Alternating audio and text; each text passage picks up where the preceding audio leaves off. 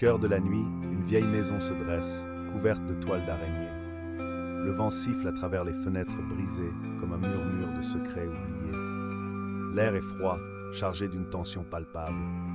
Une silhouette se profile à l'intérieur, une ombre mouvante dans le grenier obscur. C'est ici que Marie, une jeune femme curieuse, a décidé d'explorer. Elle s'approche de l'escalier grinçant, son cœur battant la chamade.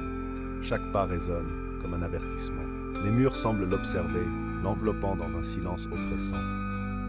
À mesure qu'elle pénètre dans le grenier, une odeur de renfermé l'envahit. Des objets anciens sont éparpillés, cachant des histoires tragiques. Soudain, un cri perçant résonne. Une banshee, silhouette floue et spectrale, apparaît, ses yeux brillants d'une lueur sinistre. Marie est paralysée par la peur. La banshee avance, son cri se transformant en un chuchotement glaçant. « Tu ne devrais pas être ici. » La tension monte, chaque seconde s'étire comme une éternité. Juste au moment où tout semble perdu, la banshee disparaît dans un nuage de poussière. Marie, tremblante, réalise que la banshee n'était qu'une illusion. Mais alors qu'elle se retourne pour fuir, un miroir ancien révèle une autre silhouette, celle d'une jeune femme du passé, la véritable victime. Un frisson glacial la parcourt. Qui était-elle vraiment? La maison, elle, reste silencieuse, ses secrets bien gardés.